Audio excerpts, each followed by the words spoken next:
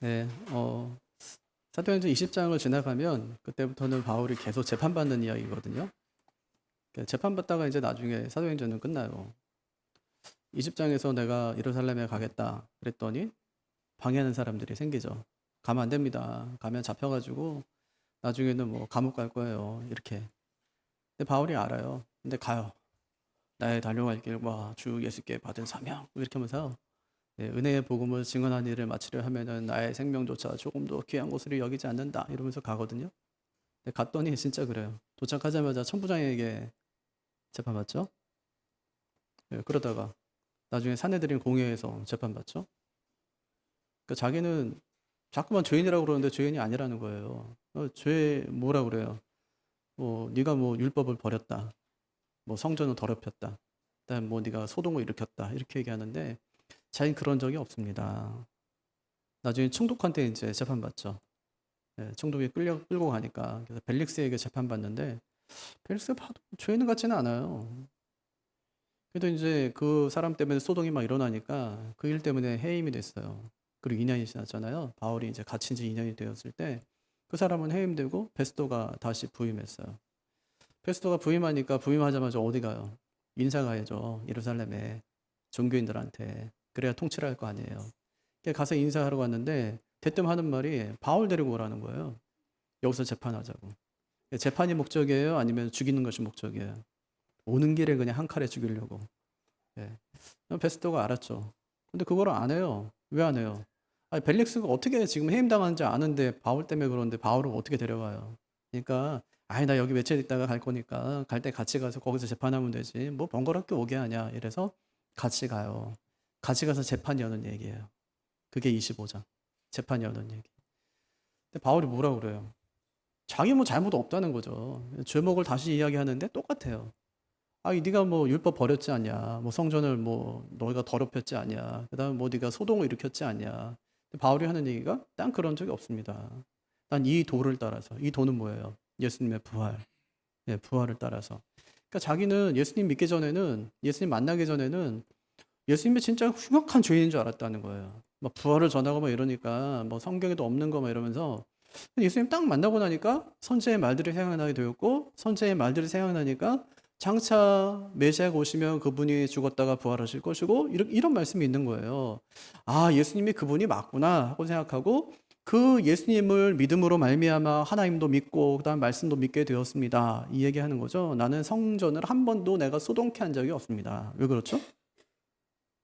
예루살렘에 도착하자마자 그 종교 지도자들의 그 교회 지도자들의 그 요청대로 아니 성전에 들어가가지고 일주일 동안 결례를 행했는데 내가 일주일 동안 그 예루살렘에 있을 때그 첫날부터 7일 동안 계속 성전에만 있었는데 그것도 결례를 행하려고 있었는데 소동을 일으킬 그게 어딨냐? 내가 어디 뭐 사람들 앞에 가서 내가 복음을 전하거나 뭐 전도하거나 연설한 적이 있냐? 그런 적도 한 번도 없다. 그러니까 죄를 찾을 수가 없어요. 죄를.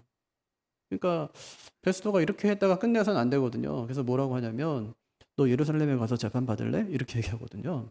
왜냐하면 책임을 좀 회피하게 하기 위해서. 예, 베스도도 벨릭스도 다 똑같아요. 그러니까 천부장도 마찬가지고 다 똑같아요. 어쨌든 이제 책임을 좀 회피하기 위해서 예루살렘 가서 좀 재판 받을래? 그랬더니 바울이 한 말이 아니요. 어디 가서 받는데요? 로마로 가서 내 재판 받겠습니다. 로마로 가서. 근데 그때 마침 이제 총독이 바뀌었다고 하니까 유대의 왕이 와서 인사해야 되겠죠. 예, 아그리빠가 누구 데려와요? 버니게 데려오는데 버니게 누구라고 그랬죠? 그의 여동생이자 아내. 예, 완전히 콩가루 집안이라고 그랬잖아요. 예, 예, 그가 오는 거예요. 근데 헤롯의 가문이 어떻게 쓰임 받았다고 그랬어요? 복음의 회방꾼으로 사탄의 앞잡이가 되어서 헤롯 대왕부터 헤롯의 증손자거든요. 헤롯 아그리빠는 헤롯 대왕의 증손자. 그러니까 그때부터 시작해서 계속 사탄의 앞잡이로 계속 쓰임 받는 거예요. 복음을 전하지 못하게 방해꾼으로. 그래서 그 이튿날에 이제 그 헤롯과 또 이 베스도 앞에서 바울이 변명합니다. 그게 26장. 변명하는 장면. 뭐라는 거예요? 자기는 죄 없다는 거예요. 자기는 죄 없다고.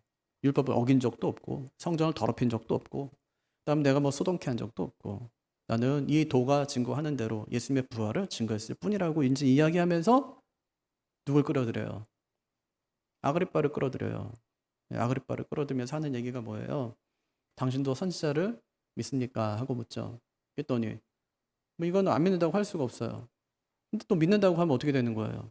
구약에 예언된 그 예수가 그분이 예수님 아니냐, 메시아가 예수님 아니냐 하는 것을 인정하기 때문에 할 수가 없어요.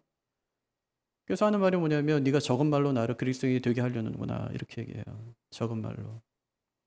그랬더니 바울이 하는 대답이 그런 거 아니라고. 나는 나처럼 결박되는 것 외에는 다 나와 같이 되기를 원합니다. 그러니까 예수 믿지 않는 사람들은 나처럼 예수 믿기를 바란다는 것이고 지금 예수 믿고 있는 사람들은 나처럼 복음의 증거자가 되기를 원한다는 말이에요. 그래서 이제 그 재판이 끝났어요. 근데 아그리빠가 이제 뭐라고 얘기하냐면 저거 상소만 안 했으면 그냥 무죄로 풀려나는 건데 죄도 없구만. 이러고 그 장이 끝나요. 그리고 드디어 오늘 말씀 보니까 오늘 말씀은 드디어 바울이 로마로 가는 이야기를 오늘 이제 시작하는 거예요. 그 배에 오르죠. 1절 한번 보세요. 같이 읽죠. 시작. 우리가 배를 타고 이달리아에 가기로 작정되매 바울과 다른 죄수 몇 사람을 아구스토데의 백부장 율리오라는 사람에게 맡기니 배 타고 이제 지금 로마로 가는 거네요. 그죠? 누가 같이 가요, 지금? 누가 간대요? 우리가 이러거든요. 우리가. 사도행전 누가 썼어요? 누가가 썼죠. 그죠? 누가가. 그러니까 우리가라는 말은 뭐예요? 누가가 거기 있다는 거예요, 없다는 거예요? 누가가 있어요. 같이 가지. 바울은 지금 죄수의 신분으로 가고 있는데 근데 누가 같이 가요? 누가가 지금 같이 가는 거예요. 누가가. 같이 그 배에 탔어요. 지금 그 배에. 예. 그러니까 27장은 누가의 항해일지라고 할 수 있어요. 나중에 누가가 하나님의 그 영감을 받아서 이제 그 책을 기록할 때, 사도행전을 기록할 때, 자기의 항해일지를 참고했을까요? 안 했을까요? 당연히 했겠죠. 항해일지를 참고했겠죠. 예. 누가는 역사가거든요. 의사기도 하지만 역사가기도 하기 때문에 자세히 기록해 놓은 거예요. 그래서 이 배에는 바울과 죄수 몇 사람이 탔는지도 기록하고 어디서 갈아탔는지도 기록하고 어떤 일이 일어났는지도 다 기록해 놓는 거예요. 근데 호송 책임자를 누구래요? 아구스토데. 이거는 황제의 부대거든요. 그 부대의 백부장인 율리오다. 그렇게 얘기합니다. 예, 그래서 바울이 아드라무테노 항구에서 배를 탔다. 그렇게 얘기합니다. 그때 탄 사람이 있어요. 이 사람 보세요. 또 함께 탄 사람이 있어요. 누가 함께 탔는지 보세요. 2절 시작.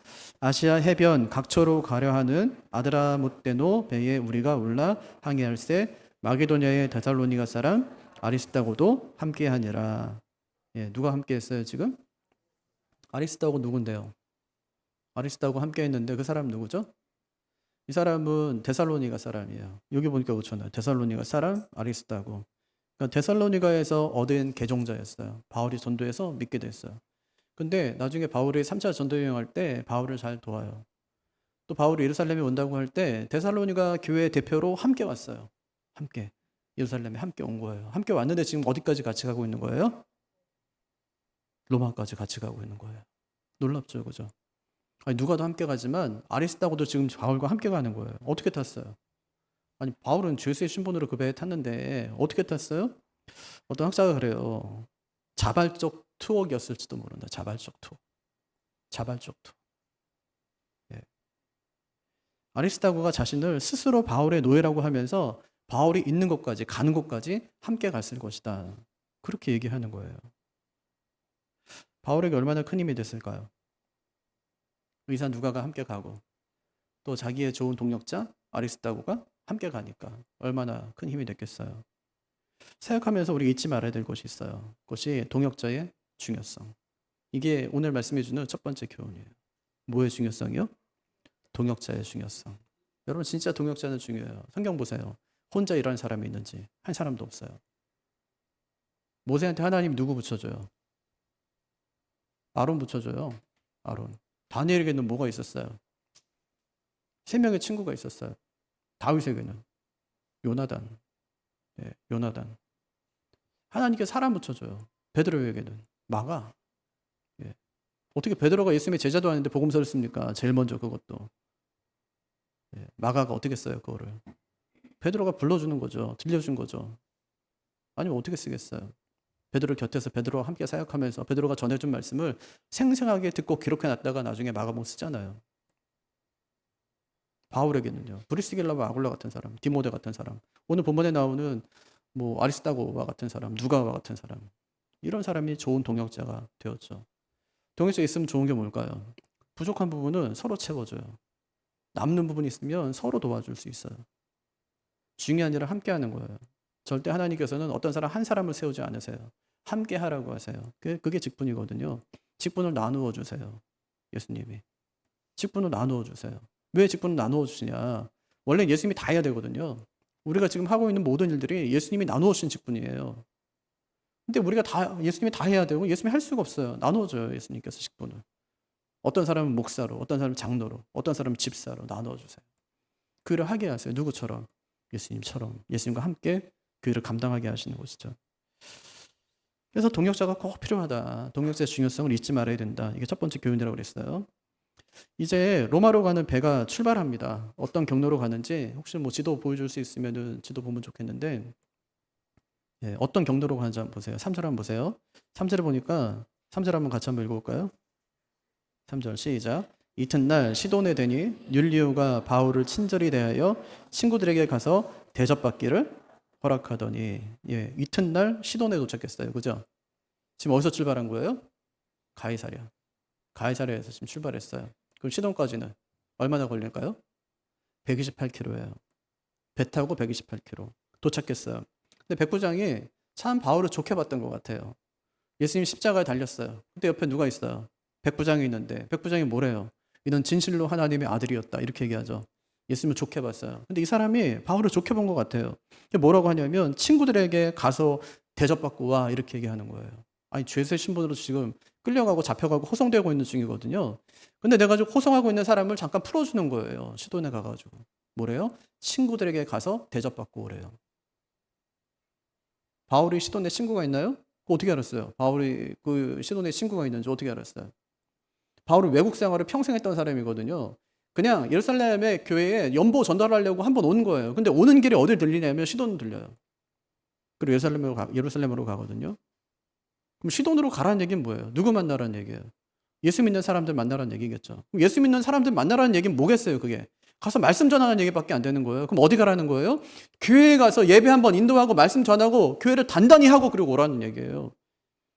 이거는 어찌 보면은 로마의 백부장인데 있을 수 없는 얘기죠. 이게 성령께서 하시는 거죠. 왜냐? 다시는 못 올 테니까 거기에. 다시는 바울이 그곳에 못 올 테니까. 교회를 굳게 하라는 하나님의 뜻인지도 모르죠. 그렇게 합니다. 그리고 또 배가 떠나요. 시돈에서 배가 떠나는 거예요. 4절 한번 보세요. 또 거기서 우리가 떠나가다가 맞바람을 피하여 구부로 해안을 의지하고 항해하여. 그러니까 바람이 진짜 많이 분 모양이에요. 지난주에 태풍 왔죠. 일본에 산산. 태풍 와가지고 어떻게 됐어요? 초토화 됐어요. 초토화. 제가 뉴스 보는데 비행기가 이제 일본에서 비행기가 착륙하려고 쫙 오다가 바람이 엄청 부니까 이렇게 밀려가더라고요. 와, 내가 저기 타 있으면 진짜 난리 날 뻔했구나 싶더라고요. 이렇게 오다가 이렇게 밀려가요. 네. 아니 비행기도 바람이 세게 불면 비행기도 착륙도 못하고 그냥 떠내려가 밀려가는데 옛날에 그 배가 어땠겠습니까? 배가 어땠겠어요? 떠나가다가 맞바람을 피하여. 바울이 탄 배에 서쪽에서 강한 맞바람이 불어왔어요. 원래 어디로 가야 되겠어요? 저 시돈에서. 어디로 가야 돼요? 이탈리아 가려면 어떻게 갑니까? 그냥 저기 보면 구부로 밑으로 해가지고 이제 쭉 가고 저희 그레데서 밑으로 해가지고 쭉 가고 이렇게 가야지 빨려잖아요. 근데 갈 수가 없어요. 왜? 서쪽에서 바람이 엄청 불어오니까 그걸로 갈 수가 없어요. 그럼 어떻게 해야 돼요? 돌아가야죠. 그래서 구브로를 우회해서 가는 거예요. 길리기아 바다 앞으로, 밤빌리아 바다 앞으로 해서 어디까지 도착해요? 무라까지 도착해요. 무라. 예, 무라까지 도착하는 거예요. 거기서 큰 배로 갈아탑니다. 6절 한번 보세요. 시작. 거기서 백부장이 이달리아로 가려 하는 알렉산드리아 배를 만나 우리를 오르게 하니, 이때 탄 배가 곡물선이에요. 큰 배를 만났어요. 곡물선. 그러니까 로마까지 곡물을 운송하는 배를 만난 거예요. 근데 거기는 곡물만 실은 게 아니라 사람도 실어요. 죄수 특별히 죄수를 실어요. 글래디에이터라는 영화 같은 데 보면은 로마의 원형극장에서 죄수들이 검투사가 되어서 막 검수를 겨루는 그런 영화 있죠. 예. 어떻게 합니까? 마지막에는 지면 죽는 거예요. 바로 거기서. 진짜 칼로 싸우기 때문에 바로 죽는 거거든요. 아니면 상처를 크게 입든지 아니면 죽든지 하는 건데 그 사람들을 다 어디서 왔을까? 그 귀족들을 좀 즐겁게 하고 기쁘게 해주려는 그 사람은 다 어디서 왔을까? 알렉산드리오처럼 죄수를 실어 나르는 배를 통해서 로마로 왔음이 짐작되는 거죠.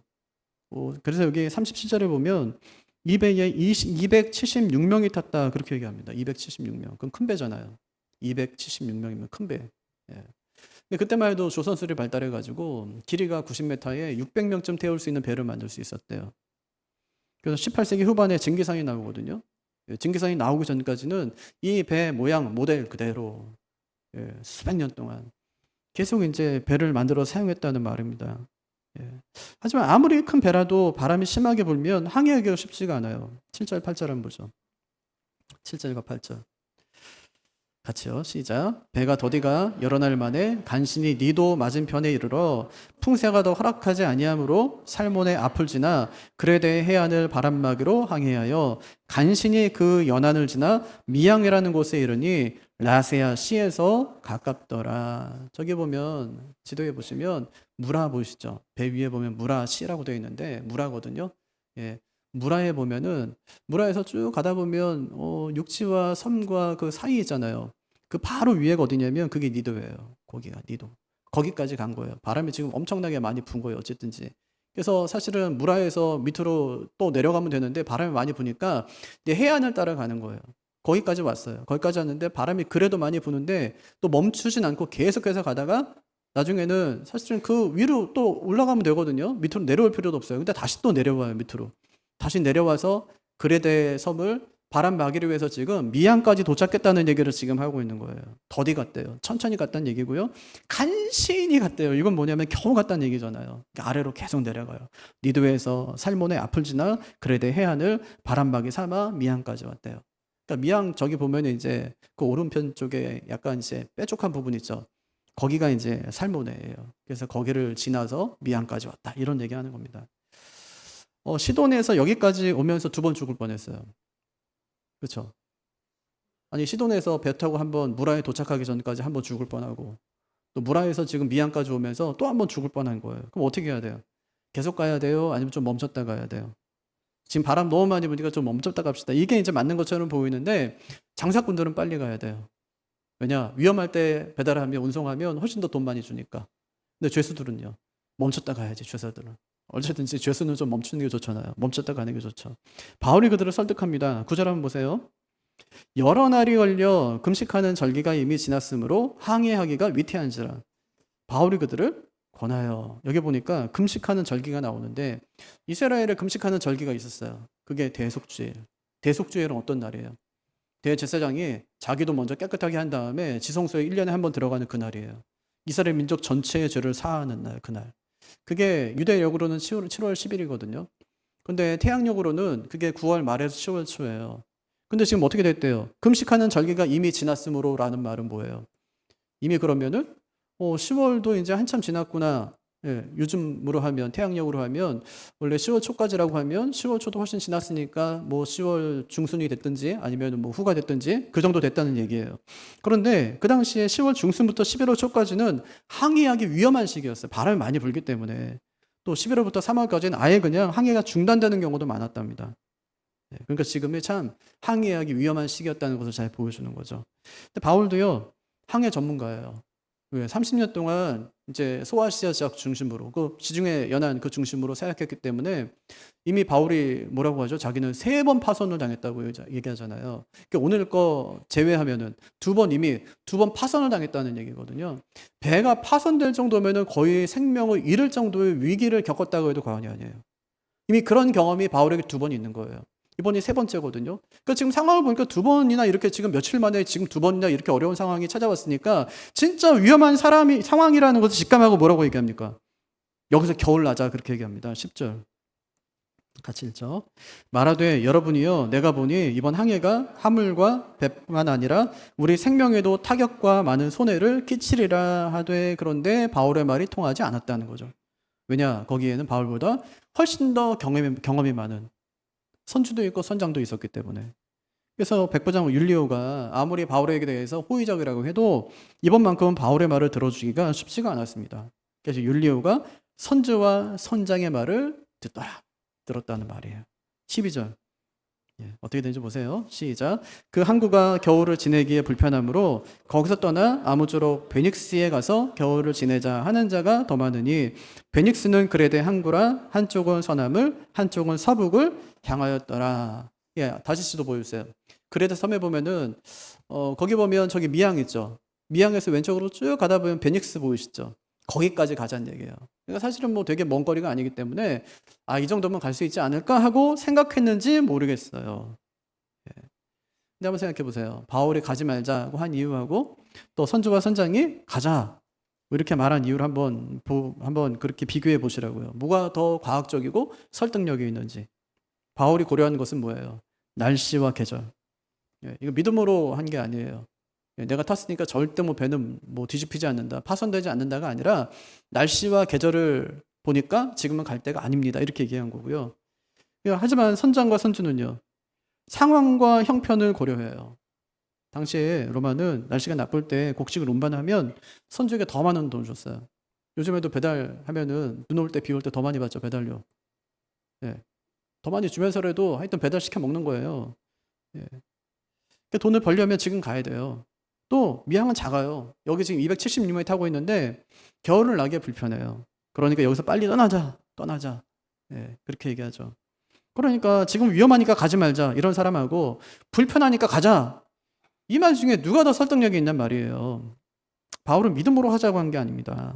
믿음으로 하자고 한 게 아니에요. 두 번째 여기서 우리가 적용하는 포인트는 믿음과 무모함을 구분하자 그거예요. 신앙이 되게 상식을 벗어나지 않습니다. 믿음은요, 무모한 결단이 아니에요. 지금 누가 무모한 행동을 지금 하고 있는 것이죠? 바울이 아니에요. 선장과 선주가 지금 무모한 결정을 하고 있는 겁니다. 바울은요, 로마로 가는 게 하나님의 뜻이니까, 내가 가는 게 뜻이니까 하나님이 절대 중간에 어떤 일도 일어나지 않게 할 겁니다. 절대 우리 다 살아갑니다. 이렇게 말한 것도 아니에요. 지금은 시기상 위험하니까 가지 말자 그렇게 얘기하죠. 정작 무모한 행동을 하는 것은 바다를 잘 안다는 사람이에요. 여기는 지내기가 좀 불편하니까 좀 더 좋은 곳으로 갑시다. 가끔 보면은 무모하게 진짜 신앙생활 하는 분들이 계시거든요. 자신의 무모함을 하나님이 책임져 줄 줄로 생각해요. 예수님이 시험 받을 때 보세요. 성전 꼭대기에 마귀가 예수님을 데려갔어요. 뭐래냐면 뛰어내려라. 왜요? 천사가 와서 너희 떠받쳐 줄 테니까 너 죽지 않는다. 예수님이 뛰어내리지 않습니다. 왜 그럴까요? 죽을지 아니까. 뛰어내리면 죽을지 아니까. 뛰어내리지 않아요. 중국의 한 신자가 창세기 읽다 은혜 받았어요. 아브라함처럼 자기 아들을 번제로 드리고 싶었어요. 아브라함 흉내내다가 자기 아들을 죽이고 말았어요. 하루는 예수님이 고향에 가셨어요. 사람들이 예수님을 죽이려고 벼랑 끝으로 예수님을 몰아갔어요. 예수님께서 천사가 받아줄 테니까 뛰어내려야 되겠다고 생각했을까요? 아니요. 슬그머니 가운데로 비켜서 빠져나오셨어요. 왜 그럴까요? 떨어지면 죽는 줄 아니까. 어떤 사람은 주님이 살려줄 거라며 독약을 마셨어요. 마가복음 16장 18절처럼 무슨 독을 마실지라도 해를 받지 않을 줄 믿었어요, 자기가. 근데 마시고 죽었어요. 그럼 믿음을 갖는 건 좋지만 쓸데없는 모험을 하는 것은 좋지 않다는 말이에요. 아니 간단히 수술로 될 그런 병을 뭐 하려고 우리가 안고 있으면서 계속 기도하면서 살아갑니까? 수술 한 번 하면 20분이면 끝날 건데 그거. 아프면 기도하고 약 드세요. 우울하잖아요. 병원 가서 상담받고 약 드세요. 바울은 남의 병은 잘도 고쳤지만 자기 병은 못 고쳐요. 그래서 의사 누가의 도움을 받는 것 아닙니까? 하나님이 지키라고 하는 것은 지켜야 되지만 위험하다고 하는 것은 피해야지. 좋지 않은 계절에 배를 몰고 나가는 것은 그것은 믿음이 아니에요. 예전에 제 친구가 그냥 자꾸만 졸음운전을 해요. 교회를 하면서 막 교회 성도를 태우고 막 장례식장 갔다 오면서 계속 졸아요. 그러니까 어떤 성도는 눈을 뗄 수가 없어요. 잠도 못 자. 걔 보느라고 이렇게. 나중에 와서 하는 말이 뭐냐면 졸아도 하나님이 지켜준대요. 얼마나 위험한 생각이에요. 졸음운전하면 하나님이 지켜줍니까? 그래서 제가 너나 죽어라 그랬어요. 왜 다른 사람도 죽이려고 그러냐. 너나 죽어라. 아니 졸음이 오면 피해야죠. 쉬어야지. 뭘 마시든지 뭐 어떻게 하든지 하여튼 깨야죠 잠을. 하나님을 시험해서는 안 돼요. 어디 도와주나 안 도와주나 보자. 이건 믿음이 아니라 진짜 이건 객기예요. 믿음과 무모함을 구분해야 된다는 말이에요. 이게 두 번째 적용점이에요. 결국 그들이 미양을 떠나게 됩니다. 근데 배를 띄우자마자 얼마 지나지 않아서 유라굴로라는 아주 엄청난 큰 태풍, 이 광풍이 섬에서 몰아쳤어요. 14절에서 15절 같이 읽죠. 얼마 안 돼요. 섬 가운데로부터 유라굴로라는 광풍이 크게 일어나니 배가 밀려 바람을 맞추어 갈 수 없어 가는 대로 두고 쫓겨가다가 바람을 맞추어 갈 수 없다는 말이 뭐예요? 바람에 맞서서 나아갈 수 없다는 말이에요. 바람이 얼마나 세게 부는지 바람에 맞서서 나아갈 수가 없어요. 그때 배는 동력이 아니잖아요. 뭐 동력이 있어가지고 뭐 그게 아니잖아요. 바람이 강하게 불면 맞서서 해볼 게 없어요. 만약에 여기서 배라도 파손되면 어떻게 되죠? 그건 다 죽는 거예요. 그냥 휩쓸려가 다 죽는 거예요.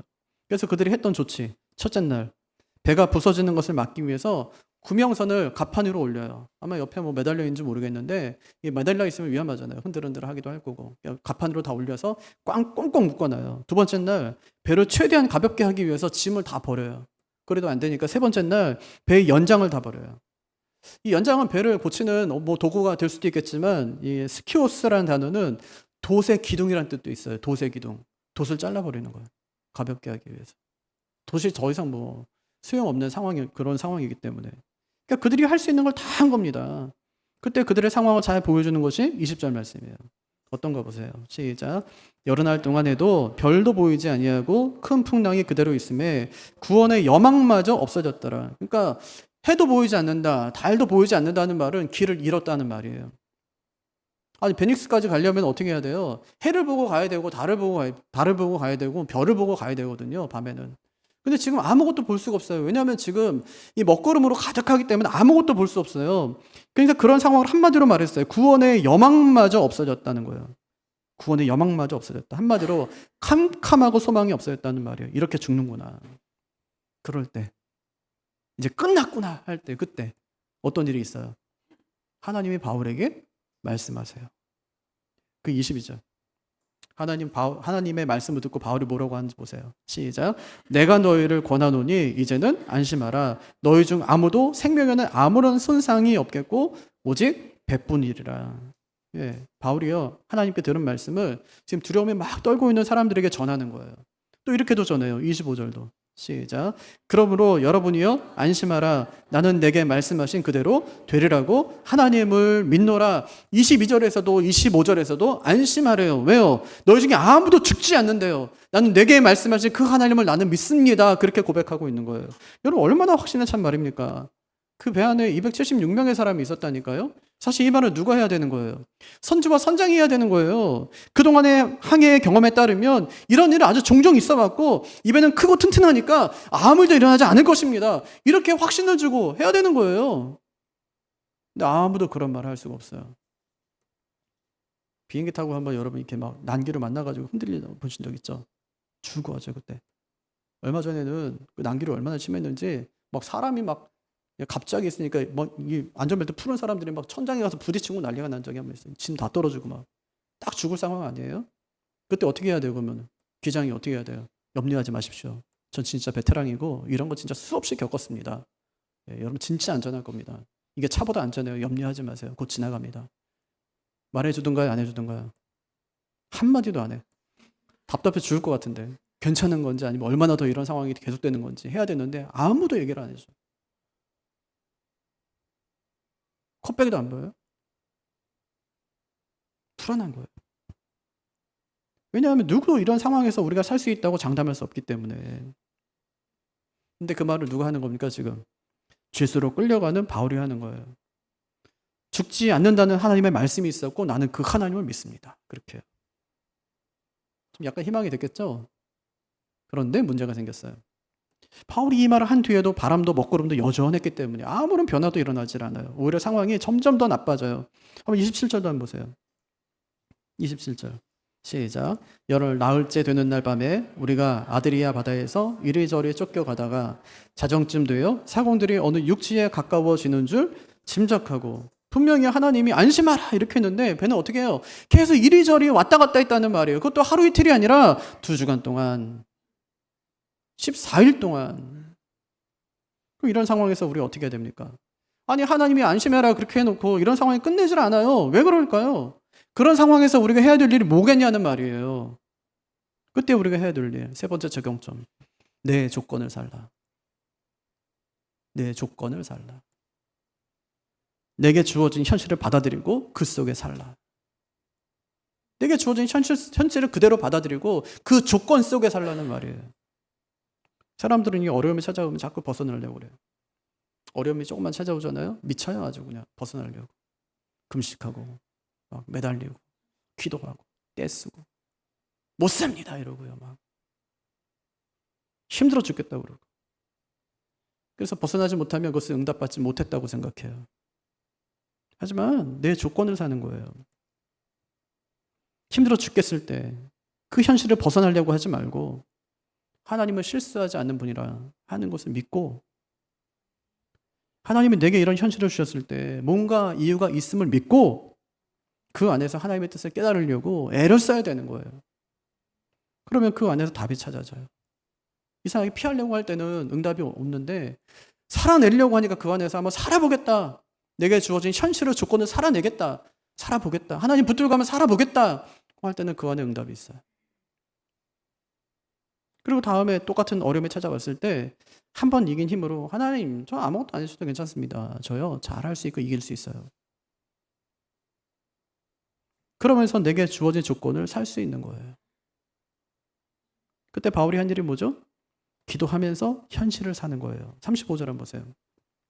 어떻게 하는지. 35절 시작. 떡을 가져다가 모든 사람 앞에서 하나님께 축사하고 떼어 먹기를 시작하며 바울이 빵을 들어요 갑자기. 상황이 진짜 너무 암울하거든요 지금. 아니 한두 번도 아니고 하루 이틀도 아니고 그냥 이 보름 동안 그 앞에서 출발한 때까지 생각하면 거의 20일 이상 만약에 20일 이상을 계속 그런 상황이 계속 지속된다면 그런 건 없잖아요 사실은. 태풍이 와도 어떻게 풍랑이 와도 그런 일이 있습니까? 딱 죽지 않을 정도인 거예요. 여러분 지옥이 미치는 게 뭔지 아세요? 죽을 것 같은데 안 죽어요. 딱 거기서 죽을 것 같은데 딱 죽기 전까지만 가는 거야. 지금 바울의 상황이 그렇거든요. 근데 그런 상황에서 바울이 빵을 들어요. 모든 사람 앞에서 하나님께 감사 기도를 드리고 떼어 먹기 시작해요. 사람들에게 빵을 먹으래요. 먹으래요. 현실을 살라는 거예요. 내게 지금 주어진 조건을 살라는 거예요. 그때 모든 사람이 용기를 얻어서 먹기 시작해요. 그 배 안에 있던 276명의 사람들이 비로소 자기 조건을 살기 시작한 거예요. 말씀을 정리할게요. 오늘 말씀은 세 가지 교훈 줘요. 첫째는 동역자의 중요성을 잊지 마라. 주를 혼자 하는 거 아니에요. 하나님이 일을 맡길 때는 반드시 사람도 붙여줘요. 그러니까 그건 염려하지 마세요. 일을 맡겨주면 반드시 사람도 붙여줘요. 함께 일하기를 원하세요. 하나님께서는. 두 번째, 믿음과 무모함을 구분하자. 때로 하나님께서 무모해 보이는 명령을 하실 때가 있어요. 예를 들면 아브라함에게 고향을 떠나래요. 모세에게 애굽에 가서 내 백성을 이끌고 오래요. 다윗에게 골리앗하고 가서 싸우래요. 무모해 보여요. 하지만 그것은 무모한 일이 아니에요. 무모한 일은 하나님은 그럴 생각이 전혀 없는데 내 마음대로 생각하고 판단하고 결정한 다음에 마치 그것이 믿음인 양 행동하는 게 그게 무모한 거예요. 믿음은요 이성적이에요. 하나님께서 너 믿어 이렇게 하면서 성경을 던져줘요. 성경은요 공부하지 않으면 모르는 책이에요. 신앙은요 굉장히 이성적이라고요. 감성적이 아니에요. 이성적이에요. 믿으면 믿을수록 이성적이에요. 바르게 판단하게 만들어요. 신앙은. 믿음과 무모함을 구분해야 돼요. 세 번째, 내 조건을 살아야 돼요. 그러면 인생의 어려움을 내가 자초한 겁니까? 아니면 어려움이 주어진 겁니까? 그것이 자초한 것이든 주어진 것이든 피하려고 하지 말고 그 안에서 하나님의 뜻을 발견해야 돼요. 만약에 자초해서 생긴 일이라면 회개해야죠. 다시는 그렇게 하지 않으면 괜찮은 거예요. 되는 거예요. 근데 만약에 하나님이 주신 것이라면 피하려고 하지 말고 그 안에서 하나님의 뜻을 찾으려고 노력해야 돼요. 근데 자꾸 더 나은 인생, 더 편한 인생을 자꾸 추구하며 살아가요. 그런데 우리는 지금의 조건을 살아야 돼요. 우리 기도 제목은 벗어나게 해주세요가 아니에요. 감당하게 해주세요. 네. 벗어나게 해주세요. 못 살겠어요가 아니에요. 감당하게 해주세요. 하나님이 내게 이런 상황을 허락하셨을 때는 하나님이 감당할 능력도 주셨음을 믿습니다. 감당할 능력을 주세요. 그러면 응답이 있어요. 회피하고 피하려고 하면 응답이 없어요. 그 상황은 절대 달라지지 않을 테니까. 그래서 우리는 하나님이 내게 주신 상황과 형편을 받아들이고 그 안에서 하나님을 발견하고 찬양하고 예배하고 감사하며 살아가야 됩니다. 그래야 그 안에서 응답을 발견할 수 있어요. 인생에는 폭풍이 있습니다. 이기는 비결은 좋은 동력자 만나고 믿음을 가지고 내 조건을 살아가는 거예요. 폭풍 속에 임하시는 그 주님 만나는 우리가 되기를 주님의 이름으로 축복합니다.